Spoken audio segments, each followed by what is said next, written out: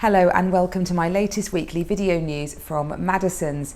Well, of course, I did promise you this week a bit of a forecast look, but events are unfolding so quickly in Ukraine that I want to just pause that for a couple of weeks.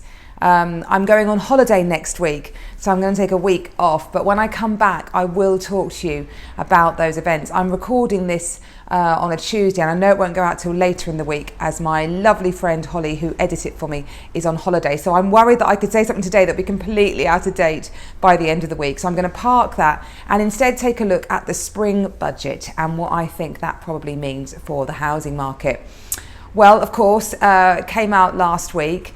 And Rishi talked at length about what the economy is up to, and of course inflation and those rising costs of living. That's what it's all about at the moment. Luckily, looks like we're not heading to an environment of stagflation. So stagflation is when you have rising inflation with negative growth in the country. It's a very rare, unusual scenario to have, and it's very dangerous for economy. It's not a good position to sit in. But worst of both worlds, really. But predicting growth this year of 3.8% and about 1.5% next year. So looking like good growth this year. But inflation, Rishi thinks that will average at 7.4% this year. So the measures that many measures he brought in were to look at easing that cost of living burden that many are facing at the moment. So a reduction in the surcharge on fuel for 12 months, 5p will come off that. So our fuel will feel a little bit cheaper at the pumps. Also, the national insurance rate is going to go up by, you're going to pay an extra 1.25%, anybody who pays national insurance, and that is going to stay, but he's going to increase the kind of the element that doesn't get taxed to from from what he was thinking would go by £300 by £3,000. So that will actually make a huge difference actually to what most people are taking home.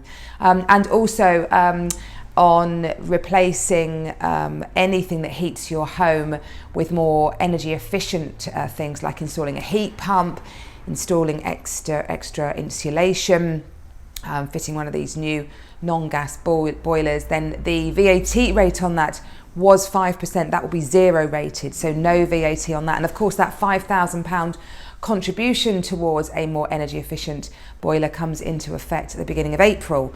The sad fact is they cost a lot more than that, so many in the industry are calling for more to be done. But definitely those measures there from Rishi looking to reduce the cost of living burden. So what will all that translate through to the housing market? Well, I think rentals at the lower end of the market, the yields and the asking prices you can get on this probably will fall a little actually, or they just won't rise at the same rate, because those kind of demographic of people who are more on the lower end of the rentals do get hit hard by these changes. What am I seeing from the sales market? Well, interestingly, it tends to be more first-time buyers who are being a bit more cautious about the amount they can borrow.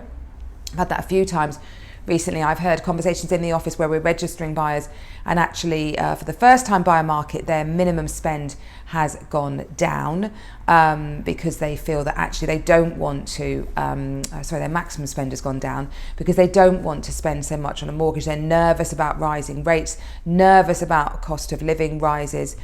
But the reality is, for the upper end of the market, we sit very much, our core market runs from about 500,000 to 1.5 million, and we're not seeing much difference in that. That's because often a lot of people have a lot of equity they're bringing over from their previous sale, and their mortgage, they could often borrow a lot more than they actually do. And of course, we still sit in a very low interest rate environment, so relatively speaking, it's all still good. So I think in the housing market, that surging demand that is continuing to outstrip supply, we'll see prices continue to rise. But just watch what happens on those lower market rental yields, and if the first-time buyer market gets spooked a little, that can ripple up through the market. So there's slight caveats to that, but I'll bring you more about predictions moving forward when I get back from holiday.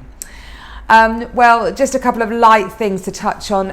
My daughter's obsessed by Bridgerton, and I was interested to see these lovely houses on Rightmove, beautiful properties that have a very Bridgerton feel to it. So how about this one in Stansted Hall in Essex? on at a guide of 6.5 million, an early 16th century home with over 13 bedrooms. Or more closer to home, what about this one in Hunton in Maidstone? £10 million, but look at that wonderful position overlooking that pond. Lots of bedrooms, lots of reception spaces, so many things to talk to you about that one, and other great ones in Somerset and St Albans. So if you're looking for a bit of Bridgerton style eye candy in the property world, those ones could really tempt you if you've got a nice healthy budget. We've got a lovely property that we've brought to market in the town. It's on Stevens Road. It's detached, very rare for Stevens Road to be detached, and also has the option to have off-road parking subject to necessary consents. But it's a beautiful home, been very much enjoyed by the current owners, extended by them on the ground floor to create lovely dining, kitchen, definite potential to go up into the loft, and with a really beautiful little garden all overlooking St Luke's Church, on at a guide price of $850,000. So if you'd like the details on that one, do give us a call. Well, I hope you have a lovely week next week. Easter holidays kicking off. Lots to do on all the various websites and National Trust properties, etc. So do look at those. Have a lovely time, and I look forward to seeing you when I get back from my skiing holiday next week. Bye-bye.